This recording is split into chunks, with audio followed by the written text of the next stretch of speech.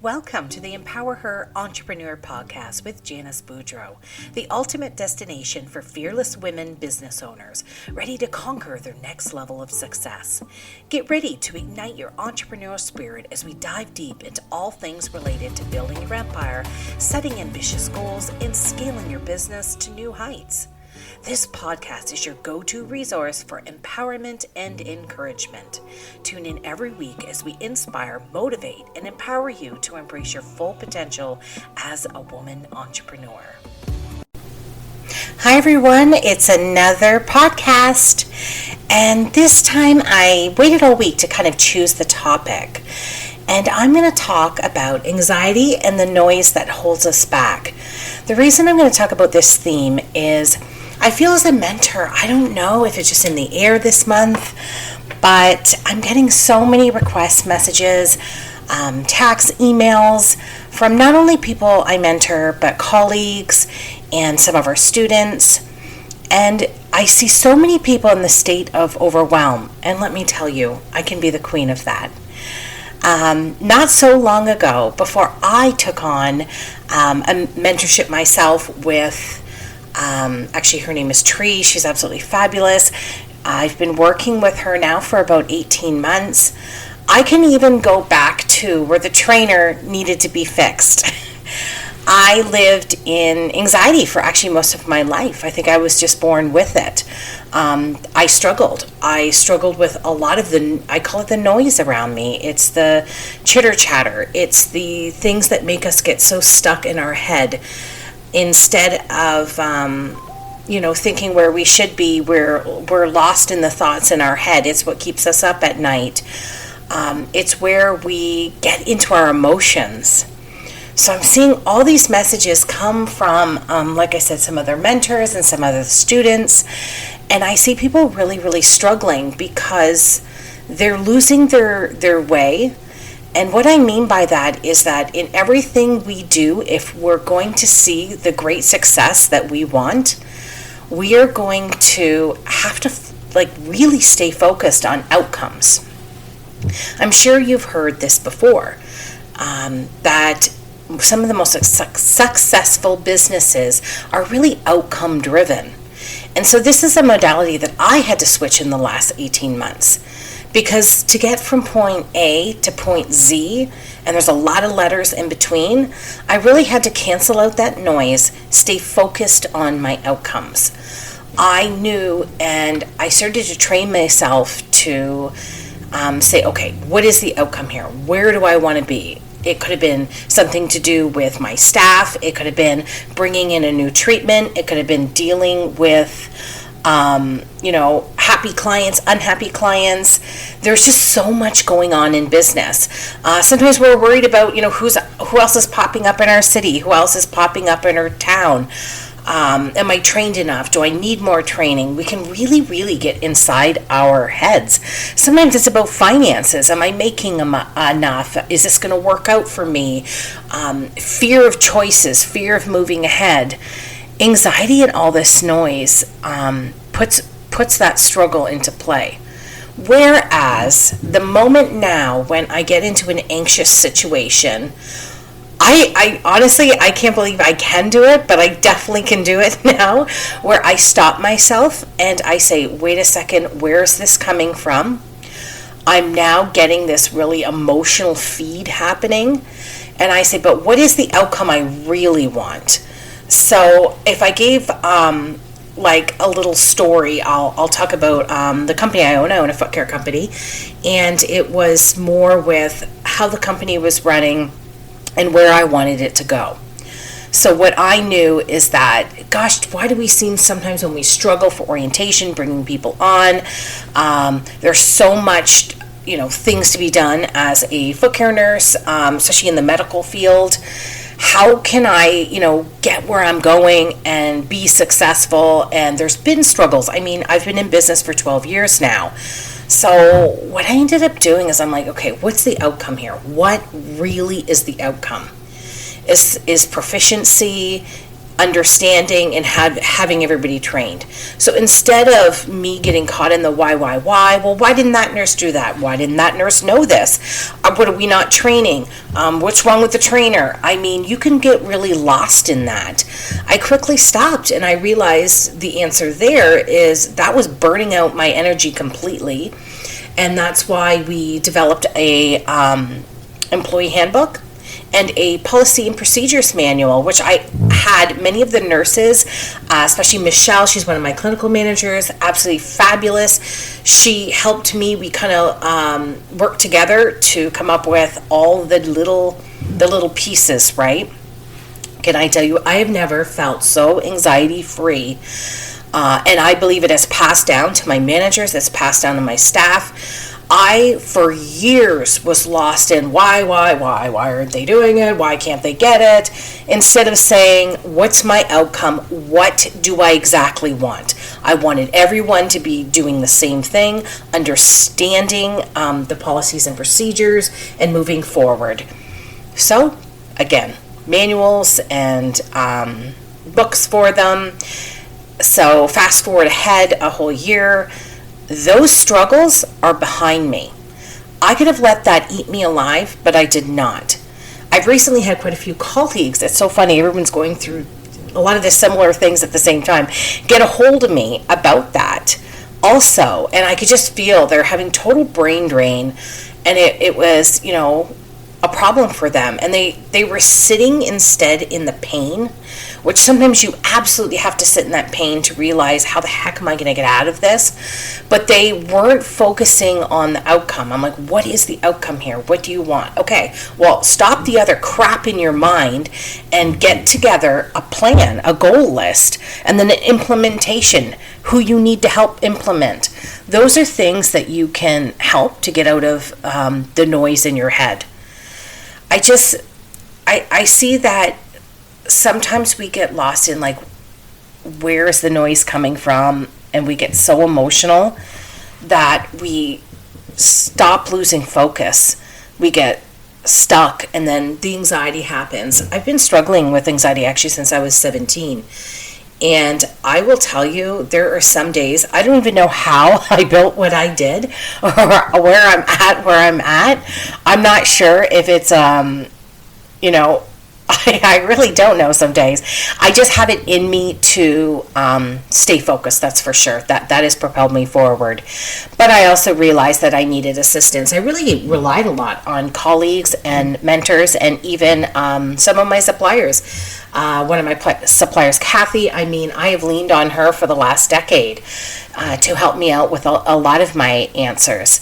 So I think if we just reach out, but you need to be reaching out to people who are in a similar circumstance of you. So if you're running a business and you're feeling, like I said, the brain drain, you're feeling yourself out of focus, and you're like, God, this noise. Well, why don't you try to find somebody, close to what you do? There's got to be someone out there. And you know what? If you could align yourself with somebody who's a few steps ahead of you in business, it is amazing, because I know a lot of people I mentored would tell you I had so many answers for them. I was able to say, oh yeah, that happened to me once in my company. This is what I did. And you can start to see that there's a result and an end to it. Some of us are just in different places in our entrepreneurship journey. Sometimes what we experience in the beginning, good grief, the stuff I worried about in year one, I can't even fathom now. The stuff, right? It just grows. And I'm going to tell you right now, if you don't get a hold of this, it does not go away. Your business generally grows. It does succeed. Some of us remain linear, but a lot of us, there's another contract, or you're finally full. There's always going to be something. So recognizing that this is just noise in your head is probably the first thing. And then realizing, well, how am I as a person reacting to it? Right? Am I blaming? Am I looking at others? Am I trying to distract myself by doing a million other things instead of, focusing on that outcome? Sometimes behavior can go sour. I know I've lost my composure quite a few times over the last decade. There are so many different things. So I think if you're hearing the noise, you're seeing the noise, you're recognizing, okay, what does noise do to me? How does it trigger me? How is it sending me off? And then say, wait, what is the real cause of this noise? And how the hell am I going to make my list and focus, like I said, on that outcome? I have had times that I think anxiety has overwhelmed me, and I know it has others, where you should be propelling forward and maybe learning new skills, learning new things. We get so caught up in our minds. Even myself, before I put this education program forward, I really got stuck. I questioned for the longest time, who am I? Like, how can I add this more? This may be you too. Maybe you're a mobile foot nurse and now you want to have a clinic, or maybe you want to really expand and hire. And we get lost in our self-confidence. For myself, when I put together the education program in the last year, I had taught for others, but I even questioned myself. I'm like, how can I do this? Am I good enough? Is it going to be good enough? Whatever I can offer. And I could have sat there and that could have delayed me further from obviously the plans and the things I've done, but I got the frickin' hell over myself. And just, I just focused, again, outcome-based. What's this program? Who do I need to build it, help me? What are the professionals? What are some of the things that I could gather as resources? So I could have either sat in the, woe is me mode and not built something successive. Well, boy, am I glad a year ago I really flipped and decided to do my whole education program, because it's been extremely successful. We've had lots of colleagues and students. So imagine had I got so caught up in my head. Instead, I think if we can just educate and use the resources around us to get us through our problems, a lot of us, like I said, you won't feel that anxiety and noise. I see the struggles out there. I really, really do. I see a lot of people who, I call it putting the cart before the horse. I see a lot of that happening with students once in a while, where they are so worried about starting their business, but they're not worried about being the best foot care nurse with the best skills first. That's where your thoughts and your patterns are just kind of all over the place. Whereas I think when you mentor and you collaborate with a colleague or a teacher such as myself, you get that into order a little bit. Some people are thinking too far ahead, and they, get lost. I see that. I'm seeing it right now, where I'm like, you don't even have that part yet. Why don't you worry about this part? Because often when you go more in I don't want to say there's never really a proper order, but yet there is, of successive things to do, it is a lot less overwhelming than having 50 things on your plate. I have to say, I'm definitely a checklist queen. When I started my business, I really had like a Hilroy, no kidding, I did, a Hilroy $10, one of those coil binders. Actually, I'm grabbing it out now because it makes me laugh to look at it. And I had a list. My first page was like too complete. I broke everything down from paperwork, equipment, what supplies I would need. Then under business, what did I need? Letterhead, signs, what opportunities were there? Each page actually broke down all of the different things. I really love and treasure this book. Oh my gosh, I'm looking at it now while I'm talking to you guys, because I can go back and see all the little check-offs that I've done, or sometimes I switch to a highlighter. There's education that I wanted to take. I even have a page in here for advancing ideas. So, look at facilities I wanted. When I hired an office assistant, what she would do. sometimes breaking it down like that, whatever business you're in, or if you are in a foot care business, like myself, I know a lot of you out there listening are foot care business owners, but maybe you're not. Maybe you're a different style business. That putting it on paper in front of you is a really good detailed way. I know it's really old school. And at the back of this, I can go all the way back. I have since goals for 2011, and those have been going on every single year. I pick 10 extraordinary goals for my business, and that keeps me focused too.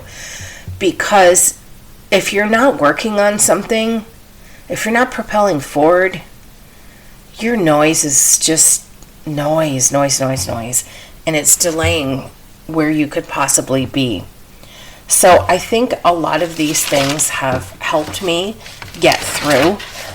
Maybe it's an app on your phone that you can add a checklist, create those 10 things that you want to be doing for your business, and then from, say, number 1, create 5 things that you can be doing, and staying outcome focused. I think that's the most I can kind of help you guys with right now. It's definitely a different podcast because it's been a different week.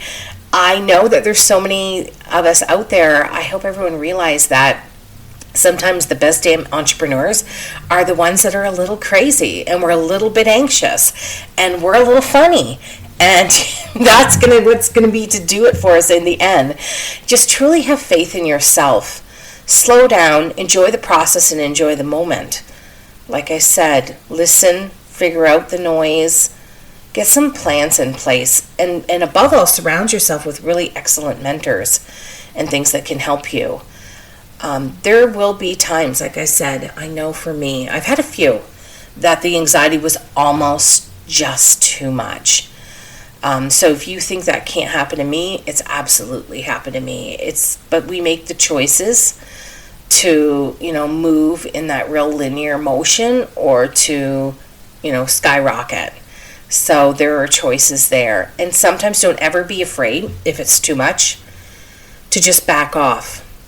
I made that choice a couple times in my company where I felt that things just were growing too fast, getting a little excited. Staff, I almost have 25 people working for me now. It was a lot different at 7 people.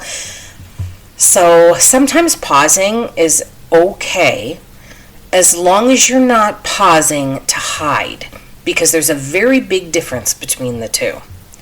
Sometimes you can pause to gather yourself, gather your thought, write out your outcomes.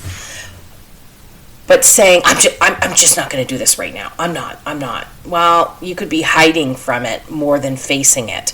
When you choose to pause, you're pausing to face it, collaborate, and come back even stronger. So I've done that where I've sat tight for a couple months, and you know what? Sometimes just by pausing, not stressing about it, but working with it, you'd be surprised how many times something or a solution comes out later. That can really help you. And don't take things so internally, everybody. There have been some things that happen even in my business, in my company.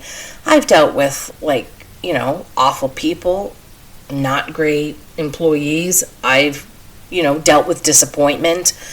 I've dealt with just the gamut is pretty much there.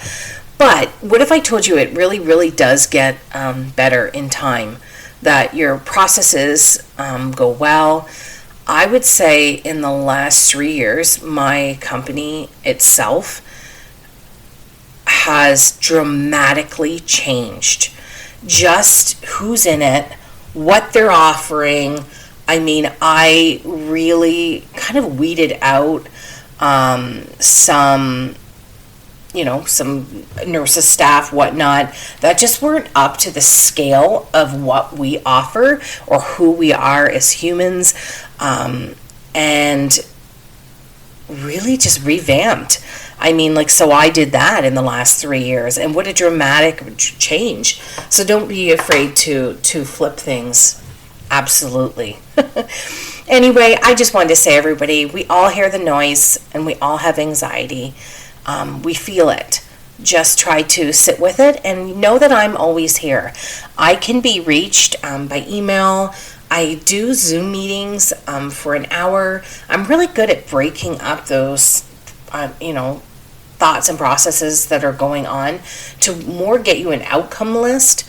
That's an option. Or you know what? Lean towards a colleague, somebody maybe nearby. Actually, some of my closest colleagues and friends are not near me. They extend all the way out to like my friend Lisa in Ottawa. We rely on each other. We definitely do. Anyway, have a fabulous weekend, everybody, and know that we are all here and we are very much listening.